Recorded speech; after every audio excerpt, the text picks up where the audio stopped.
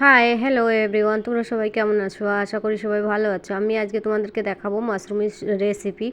Mushroom আমরা কি করে বানাই, আমরা বাঙালিরা কি করে রান্না করে খাই সেটা দেখাবো। এখানে আদা রসুন আর জিরে পিষে রেখে দিচ্ছি। আর এই যে মাশরুমটাকে আমি ছোট ছোট করে কেটে নিয়ে ফিরে আগে ধুইছি, তারপরে কেটেছি, কাটার পরে তারপরে আমি সিদ্ধ করেছি হালকা তারপরে নামায়ে ওটাকে জল থেকে ভার করে রেখে দিয়েছি। এইখানে আমি নিয়েছি গরম তেলের মধ্যে কিছুটা জিরে ছেড়ে নিয়েছি, একটা শুকনো লঙ্কা ছাড়তে পারো, তারপরে দিয়েছি পেঁয়াজে হালকা হলুদ আর হালকা লবণ দিয়ে এটাকে ভাজি করে নেব। যে জন্য হলুদ আর লবণ দেবো কি জলদি একটু ভাজিটা হয়ে যায়।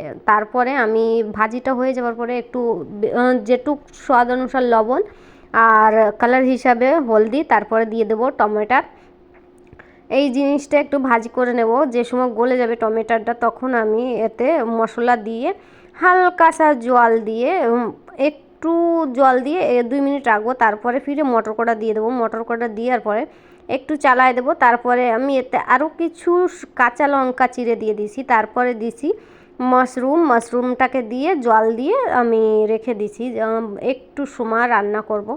তারপর মাশরুমটা দেওয়ার পরে জল দেওয়ার পরে যখন সব কিছু একটু মিক্স হয়ে যাবে কায়দা করে, তারপরে আমি একটু বেশি করে জল দিয়ে দেবো। আর জল পরিমাণ মতো দিবা, যেটুকু মানে গামাখা ঝোল হয়। অতিরিক্ত ঝোল দিবা না, এতে কিন্তু অতিরিক্ত ঝোল হলে কিন্তু ভালো লাগে না। আমি জলটা একটু বেশি এই জন্য দিছি, কেননা মাশরুমটাকে একটু ভালো করে উবাললে, ভালো করে রান্না করলে কিন্তু এর ভালো হয়। হালকা রান্না করলে মাশরুমটা একটু কাঁচা লাগে বা দুসরা টাইপের লাগে। মাশরুমটা যত সময় রান্না করবো আমার কাছে তো তত সময়ই ভালো লাগে। দেখতে পারো আমার রান্নাটা কমপ্লিট হয়ে যাওয়ার মতো হয়ে গেছে। আর আমি এখানে গরম মশলা পিষে রেখে দিই।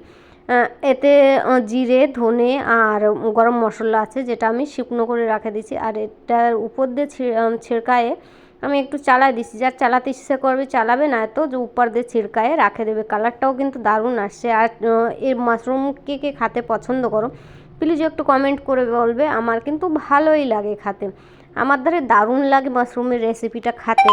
আর কে কে পছন্দ করো প্লিজ বলবে। আর এরপর দিয়ে দেবো আমি একটু ধনের পাতা, কাটা ধনে পাতা এটা দিয়ে।